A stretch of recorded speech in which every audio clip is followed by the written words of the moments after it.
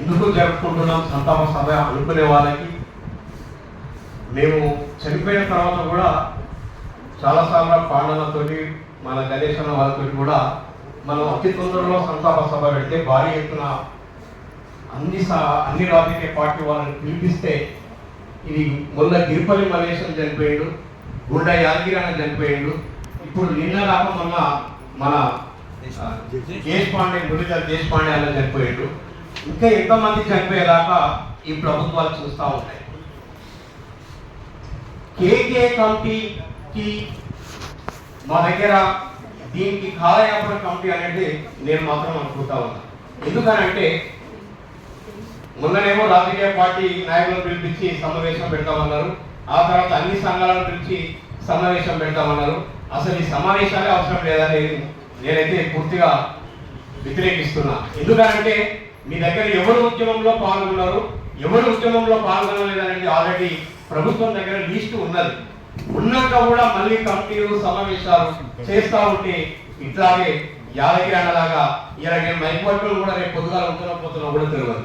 ఎందుకని అంటున్నానంటే చాలా మంది ఉద్యమకారులకు ఆ ప్రభుత్వం న్యాయం చేస్తుంది మనం ఎదురు చూసి నాశనమైన వాళ్ళము, ఆగమైన వాళ్ళము, రోడ్ల మీద పడిన వాళ్ళము ఉన్నాము. ఈ కాంగ్రెస్ ప్రభుత్వం వచ్చినాక న్యాయం చేస్తుందని మనం అనుకున్నాము. కానీ ఇది కూడా 2 ఏళ్ళు 3 ఏళ్ళ దగ్గరికి వస్తూ ఉంది. అందరం సంఘాలు పెట్టుకున్నాం, ఉద్యమ సంఘాలు పెట్టుకున్నాం, సంఘాలతో నడుపుతా ఉన్నాం. కొన్ని సంఘాలు అటువైపు, కొన్ని సంఘాలు ఇటువైపు ఉన్నాయి. ఎవరు ఎటువైపు పోయినా కానీ ఒకరిని మాత్రం మోసం చేయకుండా ఉంటే చాలనేది అనిపిస్తూ ఉంటుంది. ఇవి చాలా జరుగుతూ ఉన్నాయి. ఒక సంఘాన్ని చిన్నగా చూడడం, ఇందాక బాగా చెప్పింది మన గుండ యాదగిరి అన్న కూతురు అక్క, ఒక సంఘాన్ని చిన్నగా చూడడం, ఇంకో సంఘాన్ని గొప్పగా చెప్పుకోవడం, ఒక నాయకుడే గొప్పోడు, ఇంకో నాయకుడు గొప్పోడు కాదు అని చెప్పుకోవడం చాలా జరుగుతూ ఉన్నాయి. ఎందుకనంటే అందులో గుండా యాదగిరి అన్న ఎన్ని రకాలుగా ఎదుర్కొన్నాడో నేను కూడా అన్ని రకాలుగా ఎదుర్కొన్నా. చాలా మందిని నమ్మి చాలా మందితో కలిసి పనిచేసిన, చాలా మంది కూడా మోసాలు చేసి, మోసాలు జరుగుతూనే ఉంటున్నాయి. నేను వాళ్ళ ఎవరి పేరు చెప్పదలుచుకోలేదు. కాబట్టి నిన్న కాకుండా నేను కేకే కమిటీ దగ్గరికి రామగిరి ప్రకాష్ అన్న, ఇక్కడ ఉన్న మధుసూదన్ అన్న, నేను గుండా యాదగిరి అన్న, కేకే కమిటీ ఎంతమంది ఉన్నారో అంతమందిని కలిసినాం. ఎవరు ఏం మాట్లాడిరో, ఎవరు ఎట్లా మాట్లాడిరో క్లారిటీగా రేపు ఏం జరగబోతుందని కూడా ఒక క్లారిటీ ఇచ్చారు. చాలా మంది కేకే గారు వ్యతిరేకించరు, అది ఇది మాట్లాడుతున్నారు అన్నాడు అని చాలా మంది అంటున్నారు. కానీ అంటూనే రేపు ప్రభుత్వం కేకే కమిటీ ద్వారా ఏం చేస్తుందనేది కూడా క్లియర్గా చెప్పాడు. అది మనకు అది క్లియర్ అనేది కాలయాపన కమిటీ. అది ఎవరికి వస్తుంది, ఎవరికి ఇస్తారు అనేది కూడా వాళ్ళ ఆలోచనలు వేరే ఉన్నాయి. దాంట్లో ఉన్న వాళ్ళకి అనుకూలంగా ఉన్న వాళ్ళకి అనుకూలంగా ఉన్న సంఘాల వాళ్ళకి ముందు అంచనా చూస్తామనేది కూడా విధానం కూడా కనిపించింది. దాంట్లో రాముల నాయక్ ఒకటి స్పష్టంగా ఇచ్చారు, కేకే గారు కూడా స్పష్టతగా మాట్లాడారు, మోతి మోహన్ రెడ్డి గారు కూడా స్పష్టంగా మాట్లాడారు. కాబట్టి ఉద్యమకారులని, కళాకారులని, మా కళాకారుల కాడికి వచ్చేసరికల్లా ఎవరి మీద కేసులు ఉన్నాయి. కోసిగోడు ఉంటే మా తెలుగు రాలేదు. ఇందులో ప్రజాఫ్రంట్ లెఫ్ట్ ఆర్గనైజేషన్ నుంచి వచ్చినట్టు ఒక ప్రజాఫ్రంట్ సంఘాలు కానీ, జనసభ కాన్వెన్షన్ పనిచేసిన వాళ్ళు కానీ, అట్లాగే యూటీఎఫ్ నుంచి పనిచేసిన వాళ్ళు ఉన్నారు. మరి వీళ్ళ సంగతి ఏందని మాట్లాడినప్పుడు కూడా దానికి ఒక వాదన వచ్చింది. కాబట్టి వీళ్ళందరినీ కలుపుకొని చేయాలని కోరుకుంటూ, గుండ యాదగిరి అన్నతో కూడా నాతో చాలాసార్లు కలిసి మాట్లాడినప్పుడు తన ఇంటికి కూడా పోయాను, వాళ్ళ ఇంటికి కూడా తీసుకుపోయాను. నిజంగా హైదరాబాద్ గల్లీ నుంచి హైదరాబాద్ దాకా సైకిల్ యాత్ర చేయడం అనేది ఆషామాష కాదు. ఇక్కడే ఉన్నాడు మన నాచం శంకర్ అన్న, రమన్న, ఇంకో ఆయన కాశీపేట అన్న, వీళ్ళు నలుగురే చివరి దాకా ప్రయాణం చేసిన వాళ్ళు. నేను వాళ్ళతో కూడా చాలాసార్లు షేర్ చేసుకున్నాను. ఢిల్లీ వరకు సైకిల్ యాత్ర అంటే దారిలో పోతా ఉంటే అడవులు ఉంటాయి, జనాలు ఉంటారు, లారీలు, దొంగలు ఉంటారు, మంచోళ్ళు ఉంటారు, చెడ్డోళ్ళు ఉంటారు. అసలు మీరు ఎట్లా సైకిల్ యాత్ర ఎట్లా మీకు సాధ్యమైంది అడిగినప్పుడు వాళ్ళు పడ్డ బాధలు చెప్తుంటే నిజానికి మరి ఏ ప్రభుత్వానికి కళ్ళు కనిపిస్తలేవో నాకు అర్థం కావట్లేదు. ₹1 ఇస్తారు, మంచిగా ఇల్లు కొంతమందికి. మరి ఈ ఢిల్లీ వరకు సైకిల్ యాత్ర చేసిన అసలు కొంతమంది ఉద్యమకారులు తూటాలకు బలైపోయినటువంటి అమరులు వీళ్ళు కళ్ళకు కనిపిస్తలేరా? ఇప్పటికి కూడా వాళ్ళ మాట ఎవరు లేవనెత్తుతలేదు.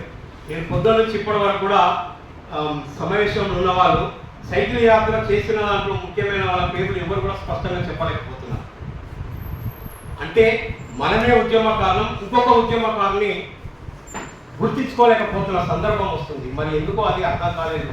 కాబట్టి నాకు అది బాగా అనిపించింది కాబట్టి నేను ఈ మాట అనవలసి వచ్చింది. మంచి కార్యక్రమం తీసుకున్నందుకు సంతోషిస్తూ గుండె యాదగిరిన యాదిలో నాకు ఒక చిన్న పాట. తెలంగాణ రాష్ట్రముకై తెలంగాణ సాధనకై తెలంగాణ రాష్ట్రముకై తెలంగాణ సాధనకై నువ్వు చేసిన పోరాటం మరవలేని పోరాటం.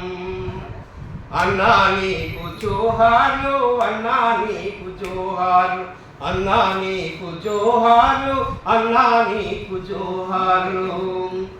ఏమని పాడాలే, ఏమని చెప్పాలే, ఏమని పాడాలే, ఏమని చెప్పాలే.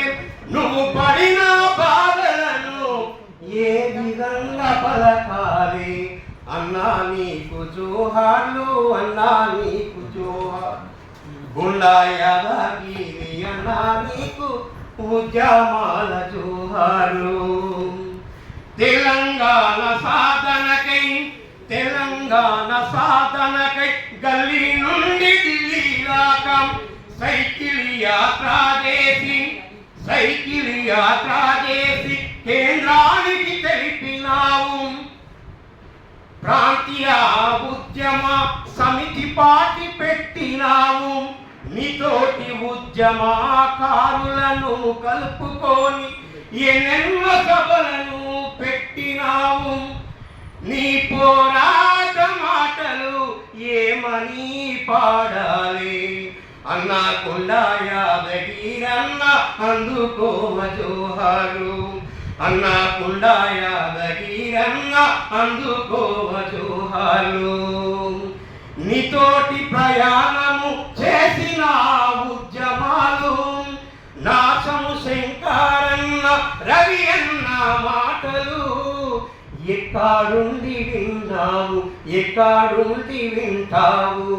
మలాంటి ఉద్యమకారులకు నీవన్నా ఉద్యమాలు ఎలా చేయాలని ఎలా చెప్పుతావో. అన్నా నీ మాట కోసమే, అన్నా నీ మాట కోసమే మళ్ళీ మళ్ళీ వస్తావా అన్నా యాదన్న. నువ్వు మళ్ళీ మళ్ళీ వస్తావా అన్నా యాదన్న. అందుకోవ జోహార్లు అన్నా నీవన్న. మా కొండా యాదగిరన్న నీకు జోహార్లు, మా కొండా యాదగిరన్న నీకు జోహార్లు, మా కొండా యాదగిరన్న నీకు జోహార్లు. జోహార్ కొండా యాదగిరన్నకి, జోహార్ కొండా యాదగిరన్నకి, జోహార్ తెలంగాణ ఉద్యమకారులకి. సాధించుకుందాం ఉద్యమకారుల హక్కులని.